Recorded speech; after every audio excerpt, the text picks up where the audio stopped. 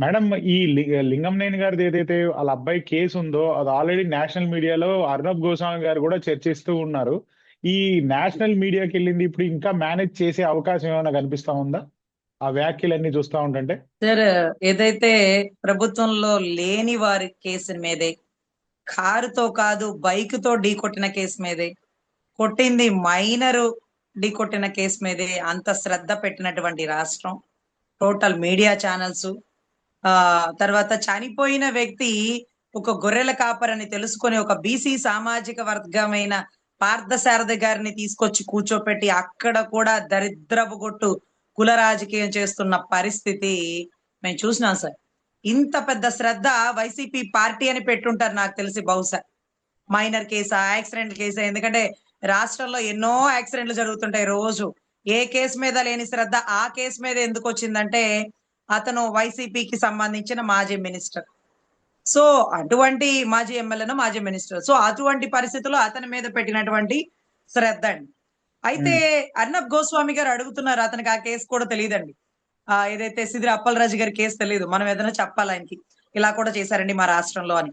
అయితే ఆయన చెప్తుంది ఏంటంటే, ఒక రాజ్యసభ ఎంపీగా ఉండి ప్రభుత్వంలో ఉండి లగ్జరీ కారుతో లగ్జరీ కారుతో రాజకీయ బలంతో ఆ కొడుకు చేసినటువంటి దుర్ఘటనకి బిఎన్ఎస్ 1 అంటే 106 సబ్ క్లాస్ 1 కట్టకుండా 105 ఎందుకు కట్టరు? 105 ఎందుకు ఇంప్లిమెంట్ కాదు అని మీరు భావిస్తున్నారు? 106 సబ్ క్లాస్ 1 ఎందుకు అప్లికబుల్ చేసినారు? నెగ్లిజెన్సీ ఆఫ్ డ్రైవింగా? ఎలా నెగ్లిజెన్సీ? ఓవర్ స్పీడా? హైవేలో అంటే ఓవర్ స్పీడ్ లో వెళ్తుంటారు, ఎందుకంటే ఇటువైపు వెళ్ళేవి ఇటువైపు వచ్చేవి వెళ్తూ ఉంటాయి కాబట్టి ఎక్కడ డిస్టర్బెన్స్ ఉండదు కాబట్టి వెళ్తూ ఉంటారు. కానీ ఇనార్బిట్ మాల్ అంటే పబ్లిక్ బాగా తిరిగేటటువంటి ప్రదేశాలు, కరెక్ట్. ఎప్పుడు ఒక కాలు బ్రేక్ మీద అట్టే ఉండాలి. ఎప్పుడు ఏం జరిగినా బ్రేక్ వేసుకుంటూ ఉండాలి. అది చిన్నపాటి ఇబ్బంది అయినా పెద్దపాటి ఇబ్బంది అయినా సరే బ్రేక్ ఎప్పుడు అందుబాటులో, కాలు బ్రేక్ మీదే ఉండాలి. అంటే అంత ఆకతాయిగా నడపకూడదు. ఇంకొకటి ఏంటంటే స్పోర్ట్స్ కార్, లగ్జరీ కార్, 5-6 కోట్లు ఖరీదైనటువంటి కార్. అర్నబ్ గోస్వామి గారు ఆయన రిపబ్లిక్ ఛానల్లో చెప్తూ ఎన్నో ఆధారాలు, గతంలో జరిగినటువంటి కేసులు, అంటే గతంలో ఎమ్మెల్యేలు, గతంలో రాజకీయ నాయకులు కొడుకులు, మనవళ్ళు, మనవరాళ్ళు ఇలా చేసినటువంటి ఇన్సిడెంట్స్ అన్ని ఎవిడెంటరీగా చూపించారు. అది కూడా లగ్జరీ కార్స్. అంటే 5-6 కోట్లు ఖరీదైనటువంటి కార్ అనుకోండి. ఆ కారు ఈ స్పీడ్ లోనే వెళ్తేనే కిక్ అబ్బా, ఇంతకంటే తక్కువ స్పీడ్ లో వెళ్తే అవ్వదు, ఏదైతే అది అవుతుంది క్లియర్ చేయడానికి మా నాయన ఉన్నాడు అని ఒక తలపొగరు, ఒక కొవ్వు అనేది ఈ కేసుల్లో వ్యక్తపరుస్తున్నారు అర్నబ్ గోస్వామి గారు. అంటే అదేంటండి, అలా ఎలా మనం చెప్పగలుగుతాం అంటే 105 అనే సెక్షన్ బిఎన్ఎస్ ఏదైతే ఉందో గతంలో ఐపీసీలో 304 సెక్షన్ అండి. దీంట్లో లైఫ్ పడుతుంది. నాన్ బెయిలబుల్ అఫెన్స్ అంటే అరెస్ట్, ఇమీడియట్ అరెస్ట్. అంతేకాకుండా 5 సంవత్సరాలు జైలు శిక్ష, అంతకు మించి 10 సంవత్సరాలు కూడా మీరవచ్చు, 10 సంవత్సరాల దాకా వెళ్ళవచ్చు. అంటే above 7 years punishment section. So ఇక్కడ ఇంటెన్షన్ తో చేసినాడు అంటాడు అర్నబ్ గోస్వామి గారు. ఇంటెన్షన్ ఏముంటుందండి, పాపం పాపం అని పాపం ఇక్కడ ఉన్న ప్రముఖ మీడియా ఛానల్స్ అందరూ నెత్తినోరు కొట్టుకుంటున్నారు. ఎందుకుండదు ఇంటెన్షన్? ఖరీదైన కార్ కదా. ఆ కారులో ఎక్కగానే మా నాన్న రాజకీయ నాయకుడు, ఇలాంటి కారు నాకు తప్ప ఎవరు లేదు, నా పక్కన ఎవరూ లేరు అంటే పక్కన ఎవరినన్నా కూర్చోపెట్టుకొని వెళ్ళాలన్న తపన కూడా లేదండి. అంటే ఒక డ్రైవర్ తో ఆ కారు తీసుకువెళ్ళాలన్న ఇంటెన్షన్ కూడా లేదండి. అంటే ఎక్కడో విదేశంలో చదువుకుంటూ వాళ్ళ నాన్నగారి ప్రమాణ స్వీకారానికి వచ్చాడండి. ఎంత జాగ్రత్తగా ఉండాలండి వెళ్ళేటప్పుడు. అరే ఒక్కడివే పోకురా, డ్రైవర్ని తీసుకొని పోరు, జాగ్రత్తగా పో అనాలా? ఇంకొకటి ఏంటంటే ఎవరెంట్రీ అండి, బాగా దూరపు సమాచారం ఒకటి వచ్చి ఉన్నదండి. అదేంటంటే ఆయన 16వ తారీఖు ఇన్సిడెంట్ జరిగితే 20వ తారీఖు ఇది వెలుగులోకి వచ్చిందండి. ఈ 3 రోజులు ఎందుకు రాలేదంటే అతనికి సంబంధించిన బ్లడ్ టెస్టులు కానీ, అతనికి సంబంధించిన పొగ్గొట్టం పెట్టుకొని బ్రీత్ అనలైజ్ టెస్ట్ చేస్తారు చూడండి. ఆ అవును. బ్రీత్ అనలైజ్ టెస్ట్ లో అది అప్పటికప్పుడే జరిగిందా? ఎప్పుడు జరిగింది అంటే క్యాజువల్ గా ఇన్సిడెంట్ చెప్తాను వినండి. అతను బాగా స్పీడ్ గా వస్తున్నాడు. ఆ నాలుగు నాలుగు గీతలు అంటే జీబ్రా క్రాసింగ్ లైన్ గాని, స్పీడ్ బ్రేకర్లు గాని, ఆ వైట్ కలర్ పెయింట్ తో వేసినటువంటి 4 గీతలు ఉండే ప్రాపర్. దగ్గర ఆ పాప రోడ్డు దాటుతూ ఉంది. అటుగా బలంగా వచ్చి గుద్దేసినాడు. అయితే కార్ చాలా దూరంగా ఆగిందండి, చాలా దూరం ఆగింది. అంటే అక్కడ కూడా అక్కడికక్కడ బ్రేక్ వేసుకుంటే అతనికి ఏదైనా ఇబ్బంది ఏమో, చాలా దూరంగా ఆపి బ్రేక్ వేసినాడు. అంత బ్రేక్ కూడా వేయలేనంత ఫాస్ట్ గా ఎందుకు నడిపినారు? మీ నాయన రాజ్యసభనా ఆగండి ఆగండి అని బాగా ఫాస్ట్ గా వెళ్ళి ఆగినారండి. అయితే ఆ పాప పల్టీలు పెట్టి పల్టీలు పడిపోయి అక్కడ పడిపోయిందట. ఆ అమ్మాయి ఎలా యాక్సిడెంట్ అయిందో కూడా అక్కడ సీసీ ఫుటేజ్ ఉంది, అది బయటికి రిలీజ్ చేయాల. ఎందుకంటే అంత క్రూరంగా యాక్సిడెంట్ చేసేసినాడని తెలిస్తే మళ్ళీ ప్రజల్లో కూటమి ప్రభుత్వం మీద వ్యతిరేకత వస్తుందని ఆ లైవ్ ఇన్సిడెంట్ చూపించలేదండి. అంటే అవసరమైతే చూపిస్తారు, అవసరం కాకపోతే చూపించరు. రాజమండ్రి ఇన్సిడెంట్ లో మీరు చూసినారు కదండి, కారు 2-3 సార్లు ఢీ కొట్టింది. అలాగే ఆ కారు ఎంత స్పీడ్ లో కొట్టింది, ఆ పాప ఎంత ఎత్తు పైకి లేచింది, ఇది కూడా లైవ్ రికార్డు మీద ఉందండి. కానీ ఏ మీడియా ఛానల్స్ ప్లే చేయవండి, అదే దౌర్భాగ్యం. అయితే ఇప్పుడు ఆ ఇన్సిడెంట్ జరగగానే చుట్టుపక్కల వాళ్ళ జనం వచ్చి ఆ పాపని పైకి లేపే ప్రయత్నం చేస్తున్నారు. అతను కారులోంచి దిగి నడుచుకుంటూ వచ్చాడు, చాలా దూరంలో కారాలి. రాగానే గబగబా పరిగెట్టుకుంటూ రావాలి కదా, మళ్ళీ ఫోన్ తీసుకొని వచ్చాడు. సరే, ఫోన్ తీసుకొని వచ్చాడు. వెంటనే ట్రాఫిక్ పోలీస్ అతను వచ్చాడు. రాగానే ఏం చేయాలండి, ఫస్ట్ ఆ కారు పక్కకి తాళం తీసి సీజ్ చేసి పక్కన పెట్టాలి. అంటే కారు పక్కకి ఆపేయాలి, కారు అతనికి ఇవ్వకూడదు. ఇంకోటి ఏంటంటే ఇమీడియట్ గా బ్రీత్ అనలైజ్ టెస్ట్ చేయాలి. అది అసలు పోలీస్ అక్కడ స్టేషన్ లో కార్లేమీ చేశారు. లేనట్టు. ఏమండి? అది పోలీస్ స్టేషన్ లో చేశారు, ఇమీడియట్ గా లొకేషన్ లో చేయలేదు మేడం. అబ్బా, ఆ వ్యాలిడ్ పాయింట్ మీకు గుర్తొచ్చిందండి, మంచిది. నిన్న కూడా నేను అదే గమనించుకున్నానండి. అక్కడ వెనకాల అంటే అది అది అది స్టేషన్ కూడా కాదండి, మీరు గుర్తుపెట్టుకోండి, అది కంట్రోల్ రూమ్. ఏ అదే స్టేషన్ లో కూడా సీసీ ఫుటేజ్లు ఉండవండి. బయట ఎక్కడెక్కడో ఏమేం జరుగుతున్న సీసీ ఫుటేజ్లు ఉండవు. అవి కంట్రోల్ రూమ్ లో వెనకాల అన్ని ఎక్కడెక్కడ ఏమేం జరుగుతున్నా అవన్నీ సీసీ ఫుటేజ్ కనపడుతుందండి. మీరు కొంచెం కొంచెం క్లుండంగా గమనిస్తే అక్కడ వెనకాల సీసీ ఫుటేజ్ అంతా కనపడుతుందండి. అతను ముందు నుంచున్నాడు, బ్రీత్ అలా టెస్ట్ చేశాడు. ఆ టెస్టింగ్ రిపోర్ట్ ని మనకి చూపించారు. ఇదే టెస్టింగ్ రిపోర్ట్ ని రాజమండ్రిలో గుద్దిన వాడికి వీడియో తీసి మనకి ఎందుకు చూపించలేదండి? అతను తాగితే మనకెందుకు, తాగకపోతే మనకెందుకు? అతన్ని కాపాడాల్సిన అవసరం అంత ఎక్కువ లేదు, కొంత ఉంది, అంత ఎక్కువ లేదు. ఇక్కడ అతన్ని ఎక్కువ కాపాడాల్సిన అవసరం ఉంది. అందుకనే బ్రీత్ అనలైజ్ టెస్ట్ ని వీడియో తీసి ఆ వీడియోని రాష్ట్ర ప్రజలకు అవేర్నెస్ ఇస్తున్నాడు. ఇతను తాగలేదని. తాగినా తాగకపోయినా ఒక మనిషిని గుద్ది చంపేసినాడుగా, అది పక్కాగా ఉంది. సరే, ఇది కూడా తప్పేనండి. 16వ తారీఖు ఇన్సిడెంట్ జరిగితే 20వ తారీఖు సభ్య సమాజానికి, సొసైటీకి తెలిసింది. ఎంత నిర్లక్ష్య ధోరణితో మీడియా బృందం పనిచేస్తున్నారో ఇక్కడ అంటే ఈ ఒక 4 పర్ఫెక్ట్ డేస్ ఎవిడెన్స్ అండి. మేనేజ్ చేశారంటారా మేడం? 100% అండి. 4 డేస్ బహుశా అసలు 4 డేస్ మేనేజ్ చేయాల్సిన అవసరం లేదండి. అంటే ఇవాళ తాగేసి ఉన్న వ్యక్తికి రేపు మార్నింగ్ అయినా టెస్ట్ చేయించండి. కానీ కానీ బ్లడ్ లో డ్రగ్ ఉంటే, యూరిన్ లో ఎవిడెంటరీగా బయటపడితే దానికి 3 రోజుల వ్యవధి కావాలండి. 3 రోజులు కనీస వ్యవధి. ఎందుకంటే ఆ డ్రగ్ బాడీలో తీసేసుకుంటారు కదా, దాన్ని ప్యూరిఫై చేయడానికి ఏదో లిక్విడ్స్ తాగాలి. ఆ లిక్విడ్స్ ద్వారా యూరిన్ లో పోవాలి. ఆ యూరిన్ లో పోయాక బాడీలో డ్రగ్ గాని దాని సంబంధిత కొంత నిశ్శబ్దమైనటువంటి ఏదైతే టెస్టింగ్ రిపోర్ట్ లో బయటకు వచ్చే ఎవిడెంటరీ గాని అవన్నీ కొంచెం తగ్గిపోతాయో కొంచెంగా పోతాయో అప్పుడు బ్లడ్ టెస్ట్ తీస్తే దొరకడండి. అప్పుడు ఇదే ముందులేండి, బ్రీత్ అనలైజ్ టెస్ట్ నెక్స్ట్ డేనే ఇబ్బంది ఉండదు, క్లీన్ అయిపోతుంది. కానీ 3 డేస్ సమయం ఎందుకు తీసుకున్నారు? బాడీలో డ్రగ్ ఏమన్నా ఉందా? ఎందుకంటే హైదరాబాద్ లో సినిమా వాళ్ళు ఎంతమంది బాడీలో డ్రగ్స్ ఉన్నాయో మనం చూస్తున్నాం కదండి. అంటే నాకు వచ్చిన చిన్నపాటి అనుమానం, 3 రోజులు సమయం తీసుకున్నారు అంటే బ్రీత్ అనలైజ్ టెస్ట్ కోసం కాదండి, బ్లడ్ లో డ్రగ్ ఉందో లేదా అని అడుగుతున్నారట. ఈ మధ్య కాలంలో తెలుగుదేశానికి సంబంధించిన ఎంపీ బాడీలో కూడా డ్రగ్ ఉందని, యూరిన్ లో దొరికిపోతాడని యూరిన్ లో వాటర్ కలిపారని, తర్వాత యూరిన్ లో దొరికిందని అనుకున్నాం కదండి. ఆ యూరిన్ టెస్ట్ అనేది 3 రోజులు సమయం పడుతుందండి. కడుపులోంచి వేస్ట్ వాటర్ మొత్తం పోయాక ఫ్రెష్ గా ఒక కొబ్బరి నీళ్ళో, ఒక హాట్ వాటరో, కొన్ని లిక్విడ్స్ తో తాగడం వల్ల లోపల ఉండే వాటర్ ప్యూరిఫై అయ్యి యూరిన్ టెస్ట్ లోనో బ్లడ్ శాంపిల్ లోనో కొంత వెసులుబాటు దొరుకుతుందేమో. దానికోసం 3 రోజులు ఆపారేమో. ఇలా మీరు ఊహించచ్చా అంటే ఎందుకు ఊహించకూడదండి? మొన్న ఈ మధ్య వాళ్ళ ఎంపీ దొరికాడు, పెద్ద పెద్ద సినిమా స్టార్ వాళ్ళ పిల్లలు దొరికారు, పబ్బుల్లో దొరికారు. ఆ ఈ రోజుకి చాలా చాలా డ్రగ్ కేసుల్లో ఎంతమంది పెద్ద పెద్ద స్టార్లు ఉన్నారు. మరి పొలిటీషియన్ కొడుకు కదండి, విదేశాల్లో చదువుకున్న వ్యక్తి. మరేమో మరి కీడెంచ మేలంచాలన్నట్టుగా నాకు వచ్చిన చిన్నపాటి అనుమానం అండి. ఎందుకంటే 16వ తారీఖుది 17 బయట పెట్టేయచ్చు. అదే మాదిరిగా 16 ఇన్సిడెంట్ జరిగిన దగ్గరే ట్రాఫిక్ పోలీస్ అధికారి బ్రీత్ అనలైజ్ టెస్ట్ చేసినాడా? దానికి సీసీ ఫుటేజ్ ఎందుకు తీస్తున్నాడు? 6 కోట్లు గల్ల కారు గల్ల వ్యక్తి అయితే సీసీ ఫుటేజ్ తీస్తాడా? ఒక బైక్ మీద వెళ్ళేవాడికైతే సీసీ ఫుటేజ్ తీయడా? బ్రీత్ అనలైజ్ టెస్ట్ చేసి ఫైన్ రాసేయండి, కారు పక్కన పెట్టేయండి, డ్రంక్ అండ్ డ్రైవ్ కట్టేయండి అని రాసిస్తారే. లేదండి మా అబ్బాయి తాగలేదు, రేమమ్మ తాగాడు అంటారు. మీరు ఎలా చెప్తారు టెస్ట్? టెస్ట్ ఏది వీడియో చూపించండి, చూపించడండి, చూపించడు. ఎందుకంటే టెస్ట్ లో పావలో వచ్చినా ముప్పావలో వచ్చిందని చెప్తాడు. లేదమ్మా లేదు, వెళ్ళేటప్పుడు తాగలేదమ్మా, పొద్దున ఎప్పుడు తాగానమ్మా అని వాళ్ళమ్మ ఎంత కొట్టినా లేదురా టెస్ట్ రిపోర్ట్ బాగా వచ్చిందట కదా అని బాధిస్తుంది. మరి ఎవిడెంట్రీ ఏంటంటే చెప్పడండి, చూపించడండి. కానీ పెద్ద 6 కోట్ల కారు ఉన్నాడు కదా, అందుకని బ్రీత్ అలెస్టెస్ అది కూడా అమ్మాయిని హాస్పిటల్కి అదే కారులో తీసుకెళ్లారటండి. ఏం అవసరం అండి? ఏమండి అది కాకులు దూరని కారాడువా, చీమల దూరని చిట్టడువా? అరే ఆ పరిదాపుల్లోనే అన్ని ట్రాఫిక్ పోలీస్ సంబంధించిన వెహికల్స్, పెద్ద పెద్ద ఇనార్బిట్ మాల్, ఆ కార్లను ఎందుకు తీసుకెళ్ళాలి? గబగబా ఏ కార్ తీయండి, ఏ నువ్వు కార్ పక్కన పెట్టు, నువ్వు కార్ పక్కన పెట్టు అని ఆ కార్ పక్కన పెట్టి ఇమీడియట్ గా ఇంకో కార్ తెప్పించి ఆ కారులో ఎక్కించాలా? లేకపోతే వాళ్ళు వెహికల్ తెప్పించుకోవాలా?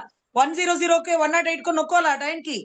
అదే కారులో తీసుకెళ్ళాలంటే ఆ టైంకి అంటే ఏ కారు దొరకలేదట. అదేంటో మరి అడవుల్లోనో లేకపోతే హైవే రోడ్ల మీద అన్నట్టు కథలు చెప్పినారు. అంటే అదే కారులో తీసుకెళ్తూ ఏమన్నా బేరాలు కుదుర్చుకున్నారా?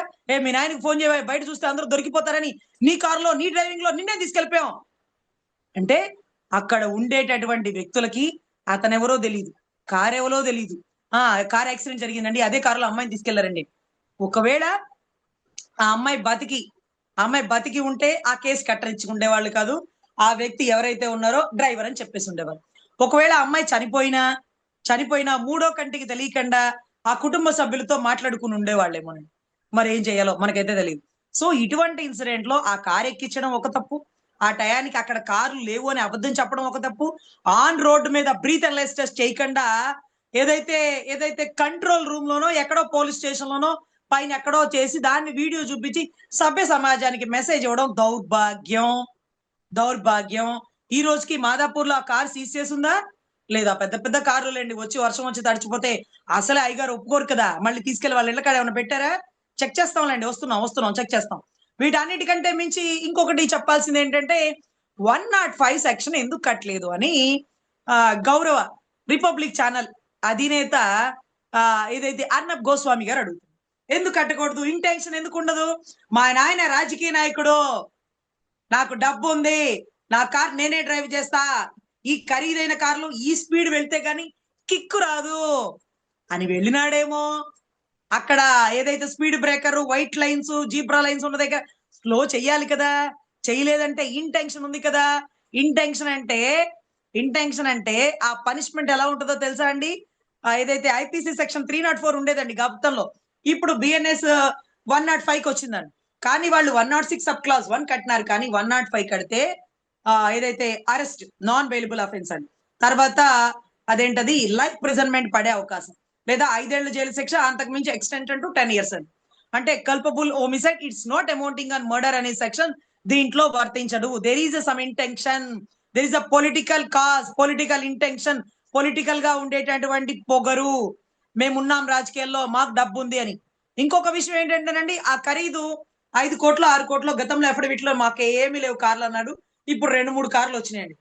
ప్రభుత్వం వచ్చాక పవన్ కళ్యాణ్ గారు ఒక డిప్యూటీ సీఎం స్థాయికి వెళ్ళాక జన సైనికులు బలోపేతం అయిపోతారేమో ఆర్థికంగా అనుకున్నామండి.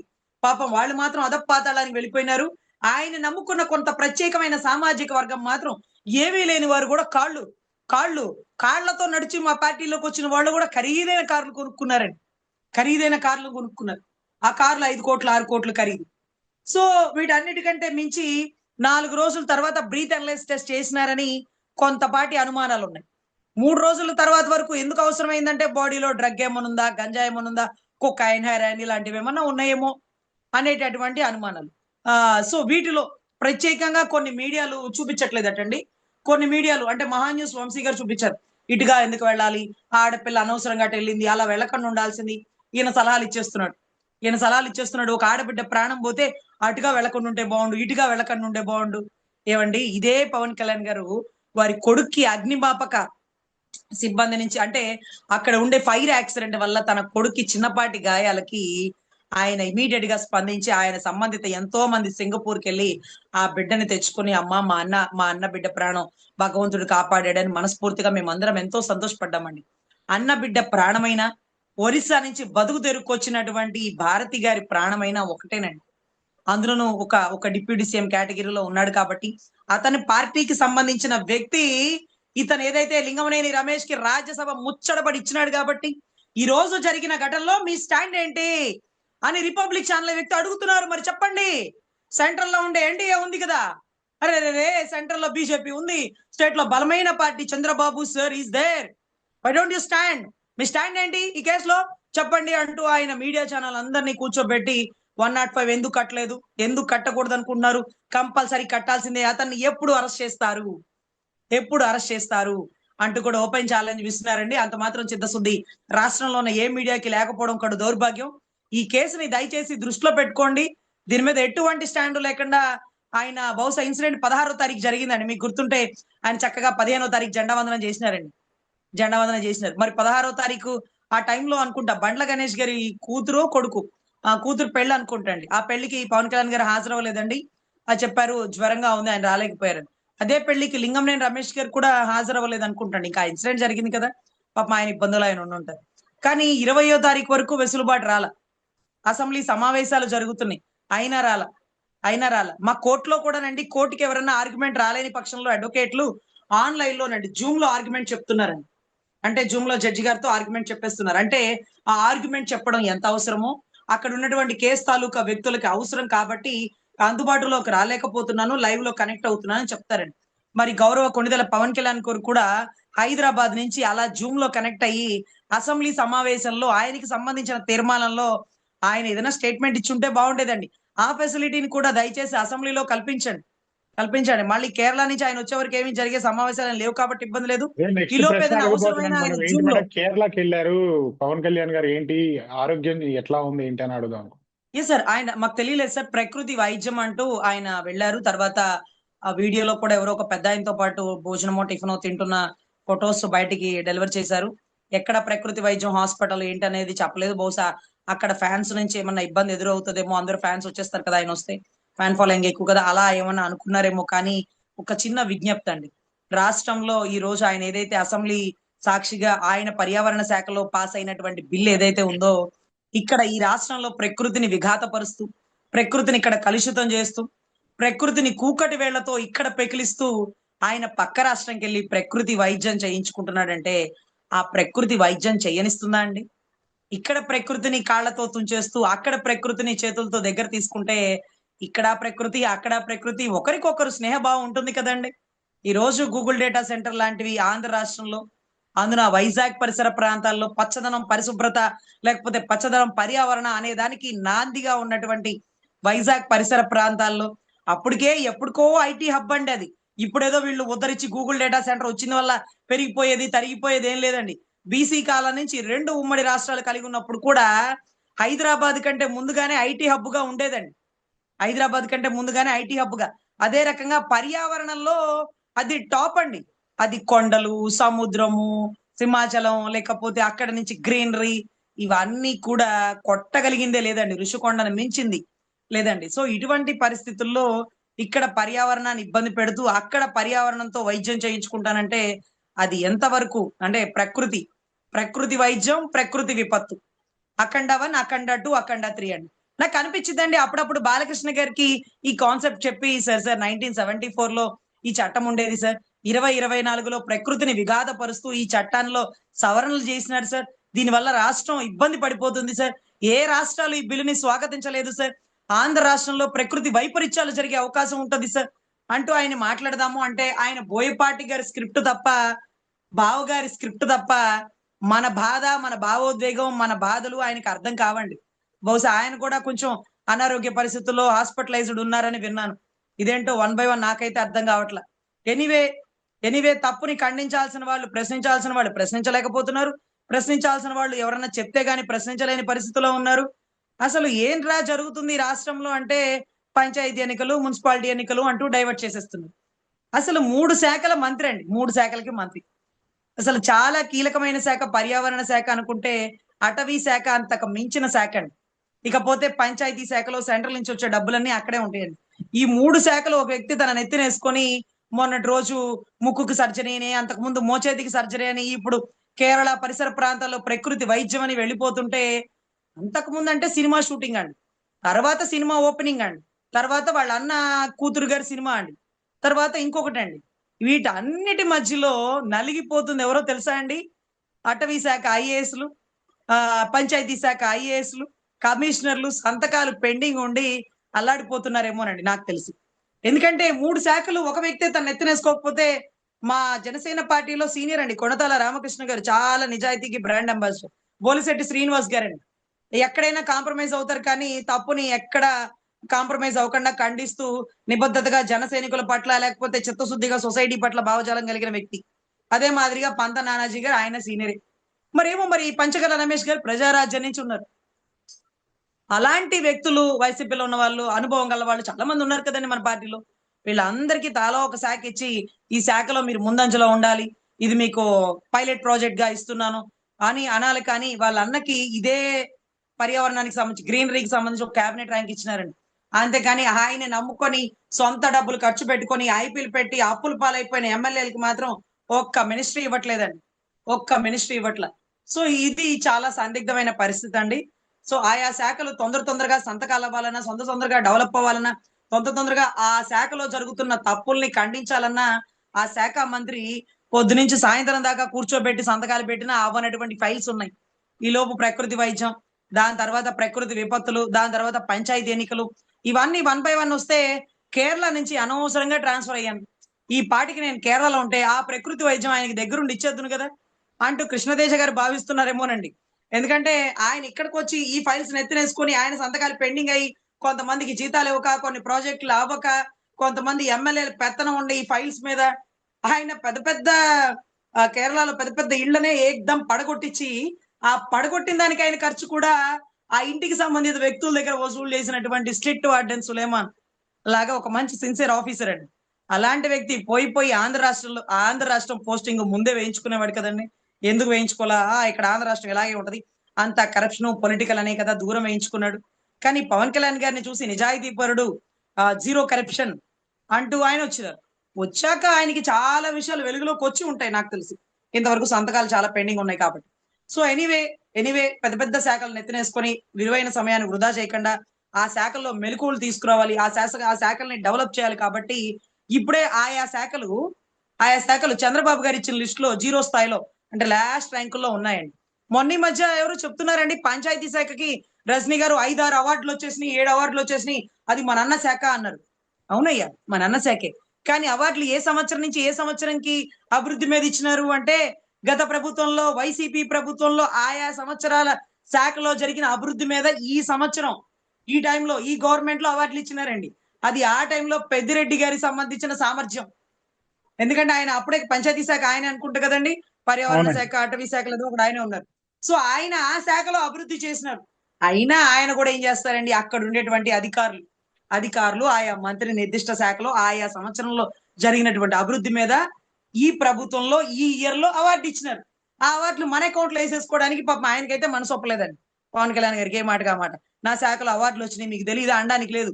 నా శాఖలో నా టైంలో నా అభివృద్ధి వల్ల నేను చేసిన పనుల వల్ల నేను ఎంచుకున్న కలెక్టర్ల వల్ల కాదు, గత ప్రభుత్వంలో గత సంవత్సరాల్లో ఆ టైంలో ఆ అధికారులు వచ్చిన అవార్డులని ఆయన కొంత స్పృహ ఉంది కాబట్టి ఎక్కడా కూడా ఆయన స్టేట్మెంట్లు వెలికి చూస్తే రాలేదండి. సో ఎనీవే అది కూడా పవన్ కళ్యాణ్ గారి అకౌంట్ లో వేసేసి పవన్ కళ్యాణ్ గారిని పొగుడుతున్నటువంటి చంద్రబాబు గారు, లోకేష్ గారు అంతకుముందు ఆయన శాఖ ఆయనే చేసినారు కదండి, ఏదైతే నారా లోకేష్ గారు చేసినారు.